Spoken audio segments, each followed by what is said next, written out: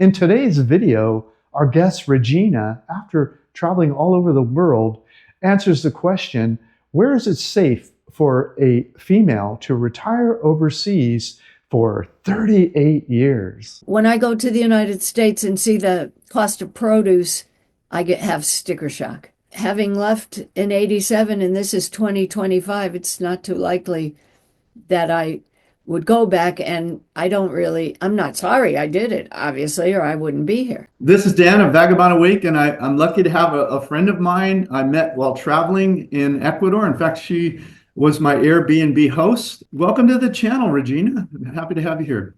Oh, thank you, Dan. It's good to see you again. Yeah, so where in the world are you from, and where are you living now? Well, I'm from the Chicago area. Okay. And most recently from Sarasota, Florida. And I live in Cuenca, Ecuador. Yeah, Cuenca, Ecuador, one of the most beautiful colonial era cities that I've ever seen. What are your thoughts about that place initially? What's your feeling about it?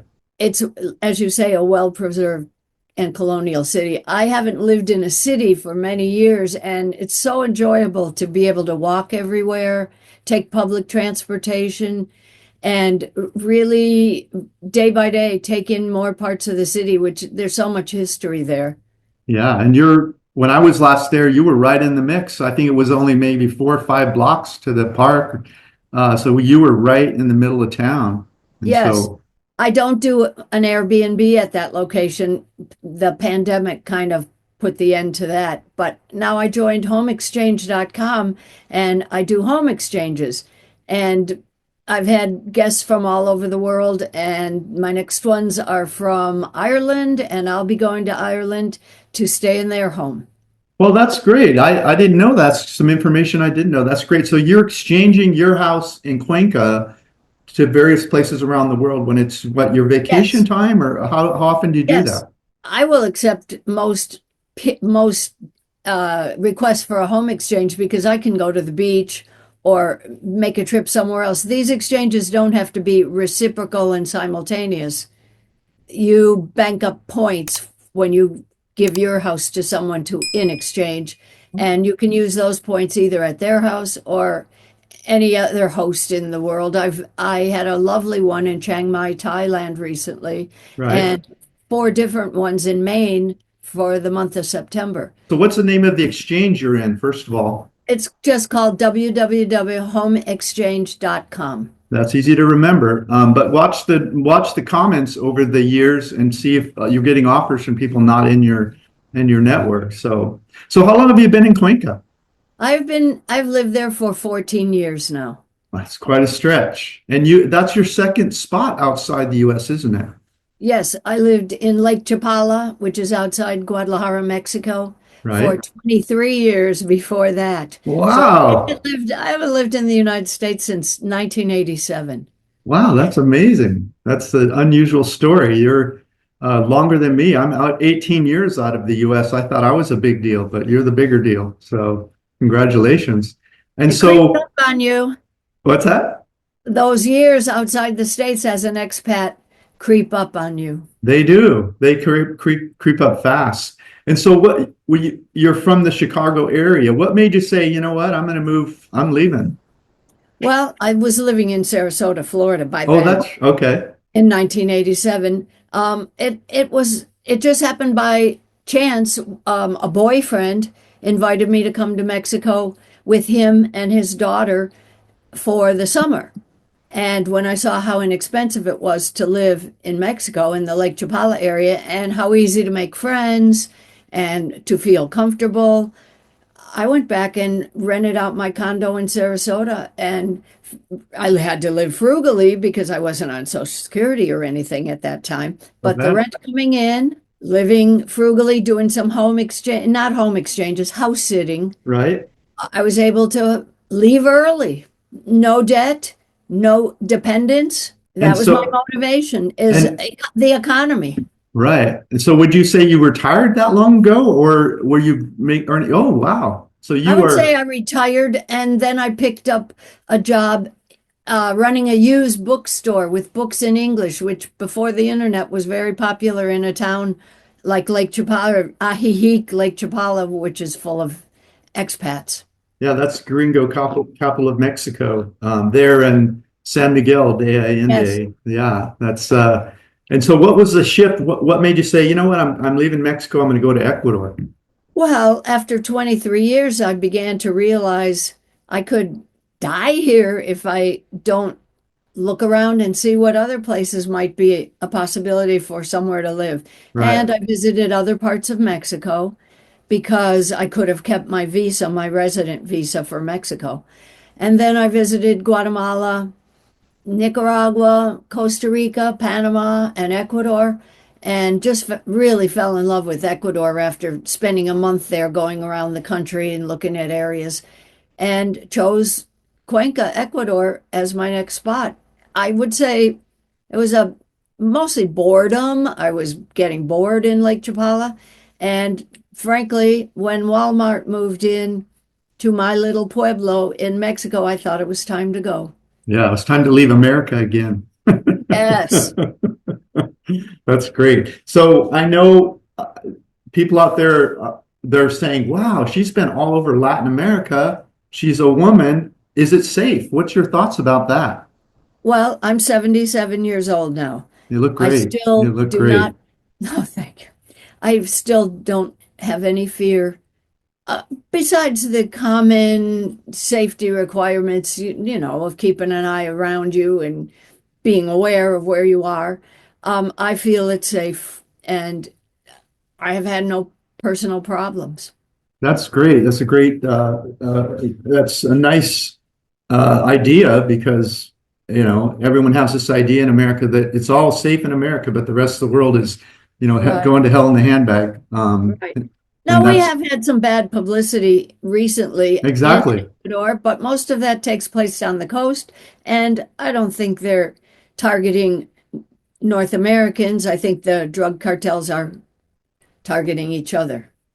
Right. And so that's what'll be on people's mind if they're reading is, so how does it feel different from before so maybe just say quickly, because not everyone is up to date on politics or what happened in Ecuador and what's the result been and what's your experience of it? The political scene, I guess you would say the crime scene changed a bit. We had prison riots, some lawlessness on the streets, but mostly on the coast, mostly in those areas where illegal transport of drugs is going on.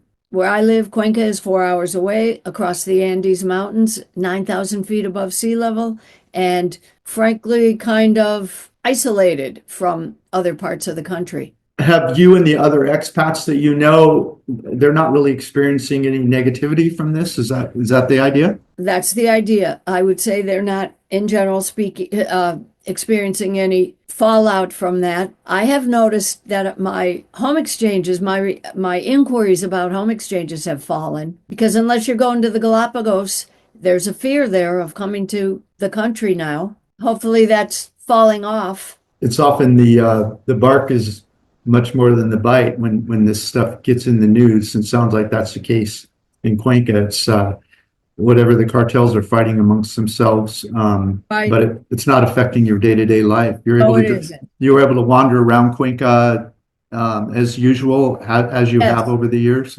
Almost at any hour. Okay. Yeah, that's how it felt when we were there. 1987, and now in Cuenca for how long? 14 years. 14 years. Wow, what a Yeah. stretch. So, and how did you go? What made you pick Cuenca? Did you go on this journey to all these places and then say, here's my favorite now that I'm leaving Yes. Mexico? Cuenca is very walkable. It's very scenic with all of the historic buildings. There's 4 rivers that flow through the city, which makes it kind of unique. Mm-hmm. And I also met other expats almost immediately because there are different events that go on. Even back then, in 2010, when I first visited, decided that there were like people to socialize with. Mm-hmm. And I felt very welcomed by the Ecuadorians also. As a tour, back then I was a tourist. Or have you had an experience with healthcare there? And are you happy Yes. with it? Yes, I have. I've had my cataracts done here in Ecuador. another eye surgery, and a 10-day stay in the hospital for an intestinal problem. And I always found excellent care. The doctors speak English. They're well educated. And I've always been, not to mention that the cost is decidedly less than it would have cost in the United States. But yes, I have had experience with both dental, ophthalmologists, and surgeons in Cuenca. That's great. And what do you carry insurance for that, or just pay as you go? What's your? I pay as I go. I Oh, don't carry Medicare, nor do I have health insurance in Ecuador. However, with the residency requirements for foreigners now, health insurance is required. Proof of insurance is required. so because you got in early, that's not a requirement for you. You're That's under the correct. old rules. That's correct. That's a nice sign. That means if they are they keeping the when you are you a citizen now, or what's your status? I am a resident. Oh, I don't have citizenship, although it is available to foreigners. okay. And With do you so do you have to renew annually for your retirement visa, or No, every 10 years. every 10 years? Wow, that's Yes. great. And that's really not a renewal of your residency, it's a renewal of your ID card, which is an official Ecuadorian document that we carry. But no, once you prove your income requirements, you're in. And that's a one-time thing. You don't have to do it each time you renew your ID card. Only the minimal cost of a renewal. I think it's $60 for the ID. Well, that's great. And so do you happen to know what the income requirement is now for someone moving down there to retire? It's about $1,300 a month. And if you had a dependent, a spouse, or whatever, I believe it's half that. So it would be $1,850 for two. Oh, wow. That's sweet. That must be proven with a pension, Social Security, some kind of regular income, rental income. Say you owned income property back in Canada or the States, wherever you are from. That does not count as your income because, of course, that is a variable income. It has to be something that can be proven, like a pension or Social Security. What about like an annuity or? That's what I started with because I wasn't receiving Social Security when I moved to Cuenca. Okay. And I had to have documentation from my brokerage house that was a continuing income for me. And was that dividends? There's the word dividends. It was just dividends. It was my portfolio, my investment account. You talked about safety. You've talked about the retirement visa. You've talked about the Healthcare. hospitals. Those are all important things. What about your food choices? Like you want to go out, maybe you want to have some Italian food instead of local food, or you want to have some Chinese? What's the international food scene like there? Well, it's getting better and better every year. It was limited when I moved there, but today we have people from Vietnam offering restaurants, people from China. There's always been Italian food offerings. The newest one, I would say, is more Middle Eastern food. So there's lots of choices and in all price categories. And what's an example if you go, if I remember correctly, when I was there, they had these great lunch specials. You'd go out to Yes. lunch and they would give you tea and food. What does that cost now, and what does it include typically? Oh, I would call it a four-course meal. That would be Okay. a soup, an entree with a vegetable and rice, always rice, and a drink, juice or tea for you, and a little tiny dessert.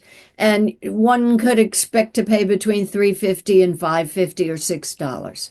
Yeah, and I think that's better, honestly, because whatever they put in front of me, I'll eat it. So when I'm in the States, I put on a lot of weight, but when I'm in Ecuador or Asia or whatever, I don't have to carry so much weight around, which is a huge benefit for me. And walking, because we don't, most of us don't have cars, Yeah, which cuts your expenses, of course, but also increases your exercise. absolutely. So lots of people notice weight loss when they move to Ecuador. Yeah, and then you have that beautiful colonial era, just walking down the street, it's like being in a museum, the architecture there, the parks, the cathedral, and then the walks along the river. It's such a Yeah, beautiful place. it is a beautiful place. And that reminds me that the city provides free admission to both their museums and any symphony performances.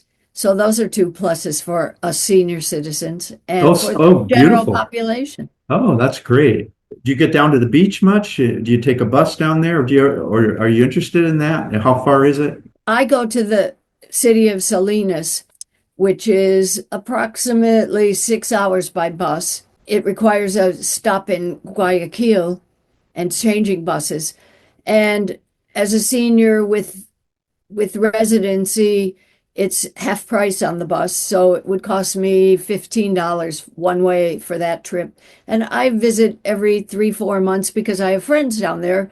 There, of course, is an expat community also at the beach. The weather is always breezy. It's never blisteringly hot anywhere in Ecuador even though we're at the equator, we're right at the equator. Yes, you I are. haven't experienced horrific heat like I was used to in Florida in the summer. What would you say is a range of living costs that when you talk to expats, what's maybe a low and a high that then if you do know that people live on there? There you have choices for rent from a high rise with elevators, doormen, 24-hour security. And I live in the city, in the historic district, in a duplex with only 2 stories. And I have, now mind you, I've been there for 14 years and I've been in the same apartment the entire time, but I have a 4-bedroom, 3.5 bath apartment and I pay $500 a month rent. A furnished apartment will cost more than an unfurnished. Right. And I think you could, the top, I would say, for a penthouse apartment in a high rise, maybe furnished, would be $1,000, $1,200 a month. Yeah. And I stayed in your house, it sounds like, because I was only there 5 years ago, 6 years ago, and that's a beautiful house you're in. And that's how much per month? $500 a month. That's crazy. 4 bedrooms, and that's Yes. amazing. And it's beautiful. And it's a gorgeous place. It's crazy that the rents are still that low now. Yes, they are. Well, of course, mine is grandfathered in Okay. at Okay. 500. I don't know that you could find anything with 4 bedrooms for $500 today, but you certainly wouldn't pay over $1,000.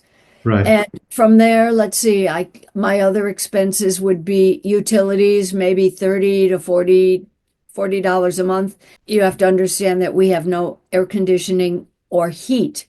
Therefore, you don't have those bills. That's because your temperatures are so Exactly. reasonable. It's, you don't even need it. The coldest it gets is maybe in the high 40s at night. We're talking Fahrenheit. 80 degrees is a hot day. Yeah. And our seasons are reversed, so your hottest day would be around Christmas, December. Yeah, you're below, you're deeper there. Yeah. My other expenses, internet, I pay $18 a month because I'm a senior citizen. My internet costs half price. So it would be $36 if you didn't have your residency. My cell phone service, $30 a month. That's for unlimited calls, data, etc. If one invested money in a credit union or a bank in Ecuador, you could expect to get up to 9% interest on your money. Ecuador is still using the dollar, isn't it?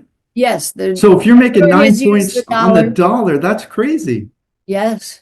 Your account is only insured up to $30,000. Maybe Okay. it's $33,000, anywhere in the $30,000 range. So you don't want to put all your eggs in one basket, but that is crazy, 9%. Yeah, that's great. Is that per account or per person? So could you open 5 accounts? I You can't want- answer that. I can't tell you, I can't factually answer that No question. problem, no problem. I Sorry believe about you. I believe you can have more than one account at more than one credit union. I eat out and go out more than maybe most people. I find it's less expensive to eat out than it is to prepare a meal at home usually. Yeah. So my grocery bill probably isn't much over $100 a month. Entertainment can be $250 a month.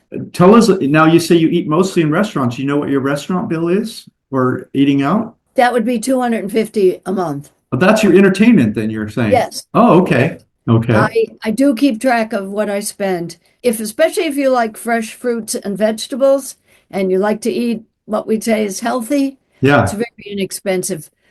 When I go to the United States and see the cost of produce, have sticker shock. And what else? Anything else come to mind? Travel. Okay. My expenses for travel, that's what skews how much I spend a month. If I'm diligent about my expenses, telling you what my expenses are, Yeah. that's what brings my total monthly cost up, is Yeah. planning trips. My next one is to Ireland.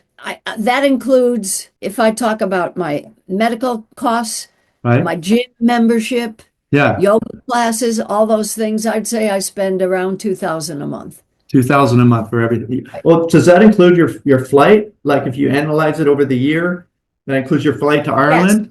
Yes. Sometimes up to 2,500 a month, but on the average, I'd say 2,000 a month. Right. Well, that's great. That's for a single person. If Yeah. you had a spouse, some of those costs you would be shared by two people, of course, like rent. Yeah. And probably still would be more because you'd have the two flights and Exactly. yeah, of course. Exactly. So good. So 2,000 a month. And if someone wasn't traveling and they were just hanging out there and doing, trips to the beach, what's a lower number that you think would? I do know people who live on $1,000 a month, maybe even a little less if you're frugal and limit your entertainment, your going out to eat type things. So I'd say the range is from probably $950 rock bottom to 2,500. If you'd like my free ebook about how I fired my boss and traveled the world for 17 years and how I pay for things, come to Vagabond Buddha and grab the free ebook. That's great. So if someone does, their Social Security check isn't as big, maybe they can still move somewhere like that if they're 1,000 or whatever, 1,200, probably a little more for inflation, save a little as you go, but that's a nice range. You have from international travel down to just, living a more humble life, if you will. That's great having numbers like that. So what are some of the things you do there for fun? Oh, you've already mentioned yoga and the gym. I go to the gym. I go to yoga. I play canasta. Do you remember your great aunt or your grandmother playing canasta? That's a big game there. Pickleball is available. Pickleball is very big at the moment, all over the world. Getting together with friends for a happy hour somewhere. Watching football on Sundays because, of course, we get American TV. Yeah. Let me think. What else? I see people riding bikes all over down by the creek and stuff, hiking. Can go to a restaurant for trivia. Another restaurant offers karaoke, Veterans Association, a bridge club. Yeah. Humane Society, lots of volunteer opportunities. Yeah, that's great. So if you are interested, I think you could be busy all the time and meet many, many other people. It's very easy to meet people because we're all in the same boat. We're from somewhere else and we're eager to make friends. Yeah, and that's true pretty much all over the world. You'll in cities like Cuenca, where you have expats showing up and retiring for various reasons. You have that all around the world, which is a lovely thing to have. That's not to say that I don't also have Ecuadorian friends and opportunities to meet Ecuadorians. Yeah.